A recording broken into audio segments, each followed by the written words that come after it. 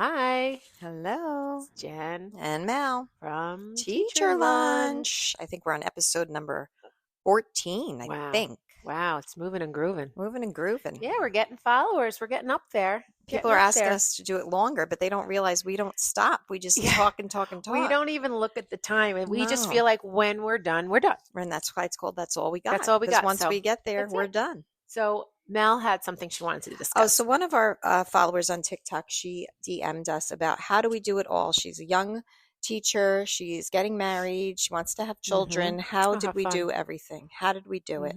How do you do it? I guess you just don't. I think you don't think. You I- just do it. Correct. I think you can't think about it all because then you will go in your room and lock yourself up in your room and never come out. Right. And if you think back to how you did it, you're like, Oh. wow, damn, I was good. Yeah, like think about it. So as soon as we graduated, we started working, both Right. of us. We had to make a living for ourselves. We were in the same boat.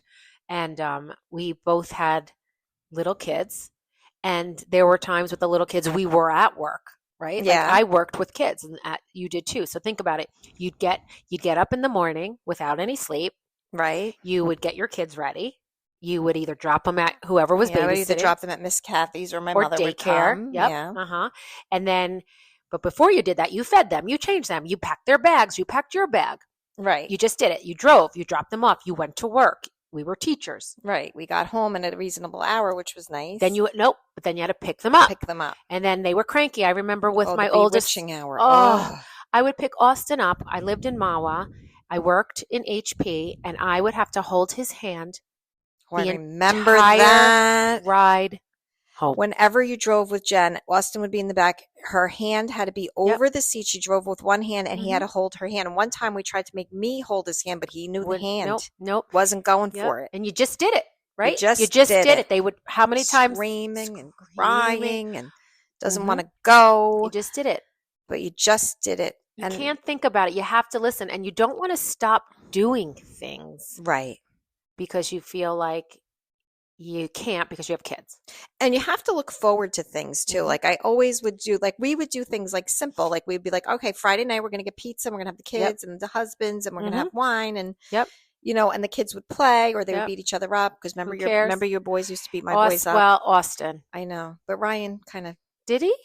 No, he would watch and kind of enjoy it. I think He kind of just sat. Sat I on think the he was side, scared. 'cause- no, he was scared. probably relieved because he was like, okay, he's Yeah. not beating me up; he's beating up these other two Austin kids. liked to, he was a little like I was really good though. Like I would be at a play date, and I only had certain play dates because certain moms wouldn't judge me that my kid was a hitter, and I'd sit and I would know when he was going in for the kill, and I would jump. You would jump and grab him thwart before it. he would do. Yep. She would thwart. So But we would would put them in that little room down here Oh with the my trains. Remember, I had all those Thomas the We Tank loved Engine trains, Thomas. and we play trains, and then you'd hear. Yep. Yeah, and I guess I could. But then he'd go to preschool. He was in a preschool in Ridgewood, and the teacher, I'd be like, "How was he?" He never was bad at school. Maybe because you were around. They know the mother. Ever. But my kids always wanted to play with them, so it didn't stop them. They would always be like, "Can we have I don't want to say your last name, boys over?" Yeah. But that's what we did. So that's how we got to do it, have a social life, right? Like Right. you can't. Also, you have to do things within reason. Like I see a lot of families go to these fancy restaurants with their kids, Don't and they're do getting it. upset, or they have to walk the child out. Like don't do it because if it's going to aggravate you, it's not a good time. Right. And I remember being that mother. Like I remember we belonged back to when times were good. We belonged to the golf club, and then we would take the boys to dinner, and they had to wear a jacket and pants, and we had to How teach cute. them how to behave there. Yeah. And it worked. Like we were very good about teaching. But I remember not even enjoying myself because I was a No. nervous Wreck. Oh, yeah. don't put your elbows on the table. Use your napkin. Don't speak loud. People are looking at us. People are looking. Everybody was looking, and then everybody would come nope. over. Oh, what a nice Yeah. family you And have. nobody was People looking. Didn't give a rat's rear end. Mm-mm. But in my head, Yeah. they had to be perfect. And that was a lot of stress I put on them. Yeah. So like, don't do things that's going to stress you. So we learned that maybe a little later than we should have. Yeah. But we definitely did things that we knew we could handle, like going over someone's house at night to have pizza and bring the kids pajamas, or going to dinner, but actually getting a babysitter or asking our parents to come so we can go to dinner for at least 2 hours. I will say something I always did. I had my mother, remember, my mother was a huge help to me. So I was able to go away with my husband once a year for 4 days. We'd go to Anguilla, we'd go to St. Martin, we'd go to Tortola.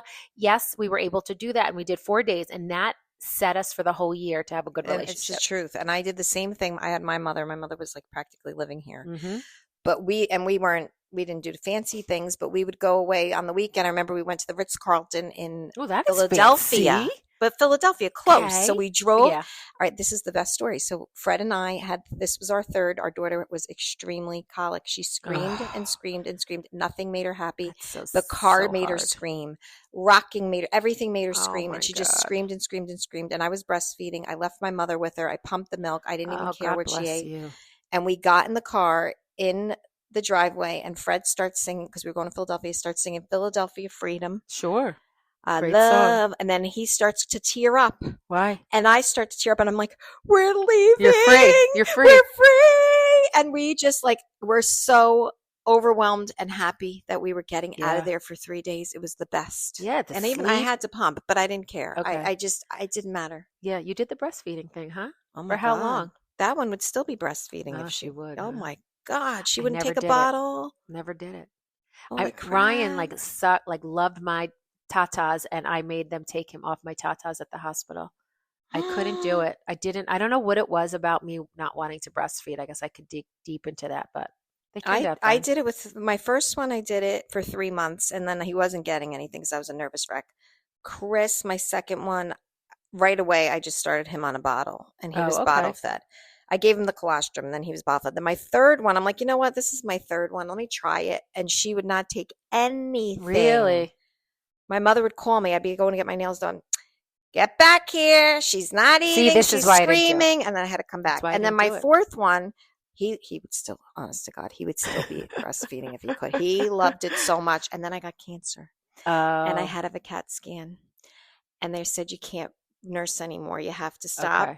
Okay. And you have to, because the dye of the CAT scan. You, right? And let me tell you, he was so mad at me. Wow. That baby was mad at me. He would only go to my mother. He was a little under a year. Wow. But he'd only go to my mother, would not go to me, wouldn't look at me for 6 weeks. He wouldn't even talk, wanted anywhere near me because he wanted that booby so bad, and I wouldn't give it to him. It was so sad. That is sad. That's a sad story. Now he's probably scarred for life. Yeah, no, exactly. No, he's scarred. But you know what? That's it. That's what happened. Yeah, I never did it. I think because I was selfish. I did not want to give up. I didn't want to give up my sleep. I was the worst. I'd be like, Scott, it's your turn. He'd be like, I just did it. I'm like, I don't care. It's your turn again. I was the worst. So that's just how I was. But now, presently, how do we do it? We go to work and we do this because we love it. This is our outlet. So we make time for it. So like I was just telling Mal today, I said, my son's off of school, my 14-year-old. I'm like, I'll be right back. I'm going to Melissa's. And he was like, oh. I said, don't you dare, grown. This is something I love. I know. Don't you take this away from me. Don't take it away. So we do make time for this, right? Something has to give. I don't know. I couldn't tell you what gives. I don't know what gives. We do everything. And you know what the other thing we talked about today? What? Everything in us has to be fast. We have to do everything fast. If it's not fast, it's not for us. No patience. Exactly. Grocery shopping, I'm like on roller skates. I fly around that store. I know what I need. I get in, I get out. Goodbye. And then if you're behind someone, madon. Get out of here. Beep, beep. Like yesterday, we did our whole face and it was lovely, but it took a time to check out. I don't know why. And we wanted to jump. We were just trying to scratch the walls. Yep. We don't have patience. We don't have time. And that's what it is. We don't have time. Like today, our day is literally full, but we're doing this first. We are going to not. Well, I did go food shopping already. I did. I'll do that. I'm going to go to Stu's. And I'm going away with my girlfriends today. And that's another thing. I'm prioritizing that. Now it's my time. Now it's my time. But even when our babies were young, I'm going to tell you, when my babies were young, they always had me. Always had their mom. They always had their dad. But I did make time for myself. Yeah, we always did that. We did. But my mother did that. My mother always made time for herself. Exactly. And that was a good example. I agree. I'm sorry. I agree. She always did. She still loved to go to the Daytona 500. My uncle would take her to the Daytona 500 every year in Florida. Yeah, my mother always went away. That. She loved it. And that's important. I think that's one thing you young families who are like, how do you do it? You really do have to carve time for yourself, and it's not selfish. You're going to always have guilt. Do we always have guilt? Always had guilt. Always have guilt, but you push that aside and you will be happy in the end of it. And your spouse has to be supportive. My spouse is very supportive. So is Fred. And that helps too. But like I also think too, like I'm noticing parenting now is very kid-centered. Like the kid is in charge of the parents. We didn't have that. We were in charge of them. Yes, So I think that's going to be a very difficult obstacle for some of the younger parents because everything now is different parenting. Yeah, it's now is the child and their wants and needs and their requests are more important than yours. So that's going to get tricky for you because like a 4-year-old doesn't really have the capacity to make big giant decisions. Right. And when they say no, you can't be like, okay, like still do it because they will in the end want to do that. And I can't give an example. I'm trying to think of one, but I didn't necessarily always listen to my kids. They listened to me. Yeah, we're going to the park. They didn't feel like it, but we're going to the park. Right. I maybe let them choose the park that we're going to. Yep. I'd say, do you want to go? Yeah. Or choose the snacks. I give them a choice within what I wanted them to do. Mm-hmm. So it wasn't like I was this dictator. Right. Or don't go away with dad. Just stay with me. Right. No, I wouldn't do that. I'm like, dad and I are going out and you'll be fine. Don't laugh. So I have my older son, the one I had to hold the hand, and he was home 2 weekends ago, and I was going out to dinner with a couple, and I was like, I don't know, I'm tired. He's like, well, why did you cancel? Just cancel. We'll go to dinner. We'll order sushi. Like he did not want me to go. And I was like, you know what? I'm going. You're going to stay home with your siblings, and that's it. And I feel guilty? I did for the first half hour, like I should stay home. He's home visiting. But you know what? The next day was Sunday. Had a big family dinner. We were home all day together. Yeah. And I'm glad I made that choice. But they try to guilt you, and you've got to really just focus on what you want to do for you because it's going to make you feel better. And a happy mom or happy parents is a happy home. Like I set the tone in my house a lot. True. You know that, right? I know that. When you wake up cranky, everybody's cranky. They're staying away from you. Yep. No. I'll go to Pilates. I'll come home and I feel really good. And it's very helpful for my family. Yeah, like I feel like I'm going away this weekend. Am I guilty? Not a little bit, but I'm like, you know what? I'm going to have such a good time with my friends. And I'm glad you're doing it. That when I come home, I'm going to be so happy. I'm going to be laughing, telling stories, and I'm going to be a very refreshed, happy And mother. I will say, Wellbutrin helps me too. And so does Prozac. I'm on Prozac. Yeah, I mean, it doesn't hurt, right? Doesn't hurt. Listen, you know what your body needs. My body needed it a few years ago. We needed serotonin. We have no serotonin. That's what we need. And again, the doctor said, do it. And it works. What Melissa yelled at me because a couple of months ago, I was like, I don't need it anymore. I'm going to stop taking it. And I wouldn't allow that. I started to not take it. You have to lower your dose. I could tell people. I could tell that she wasn't on it. And I said, you better get back on it, girl. No bueno. Because what happens is you start to feel good and then you think you don't need it, but you're feeling good because you're on it. Yes. And I lost sight of that for a second, and now I'm right back, and I feel so good. We legit diagnosed anxiety. I probably have it worse than you.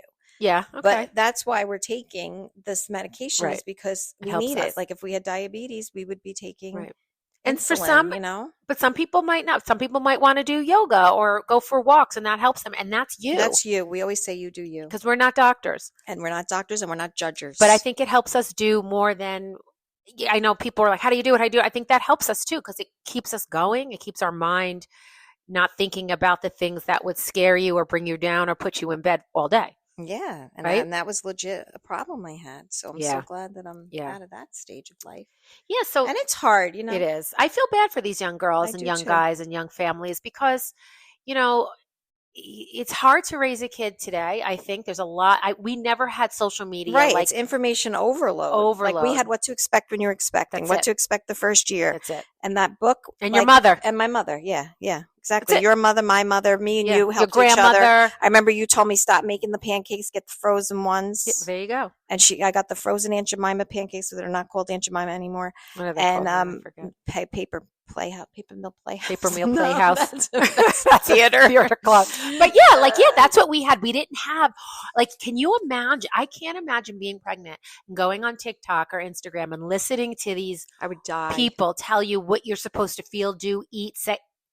Oh my God. I would die. I would die. I remember the doctor told us no tuna fish, no cold fish, cuts, and no cold cuts, and no raw, like no cheese unpasteurized. Correct. That's all. Those were the only rules. And no smoking alcohol, obviously, which we didn't really do anyway. But yeah, that was it. That was it. And then we diagnosed ourselves saying you couldn't exercise. Yes. So like I stopped exercising and I gained 80 pounds, and it was a house. That's and funny. Everybody kept telling me I looked good, and they lied. I didn't know, and that's okay. I remember we looked like remember the maternity clothes? I looked like the Nutty Professor. I did. You did. Did you watch the Nutty Professor? I even had his laugh. Yeah, I'd be like, I had a horrible, deep laugh with my pregnancy. But we would go to town. Yeah, we loved it. Those nachos at the Iron Horse. That was like a big craving. Big craving. So we love that you asked that question, because it showed, like, listen, we're not perfect. We have breakdowns. We get tired. We complain. We yell at our kids. And our kids aren't perfect. And that's another thing to know. Our kids are not perfect, but we love them anyway. We could do a whole podcast on that, but they'd probably kill us. They would kill us. But yeah. So you know what? You do your best, and whatever the best is that you do is. And don't overthink it. Just live your life. You know, if you want to get married first. Have a great wedding. Do whatever you want to do. If you don't, you don't. Right. And then they don't listen to anyone. Another thing, like a good topic for me, because people like you, 4 kids, I suffered with infertility, believe it or not. So I had Matthew, and then I could not get pregnant the second time around. So my second son is an in vitro baby. And I had IVF with him. And they were almost going to say, you can't even do that. They told me I needed an egg donor. And they tried IVF once. It didn't work. They tried again, and it did work. And I had Chris. But then I was like, oh, I'll never get pregnant again. I went back to the doctor. They're like, nope, you can't do it again. Fred with strong sperm. Then I had Victoria. And then they're like, oh, that was a miracle. You're never going to have another one. And I had Luke, and I was 40 years old, kept giving birth. I love it. But anyway, you know what? We've since we both have 4 kids, I was just doing the math. Yeah.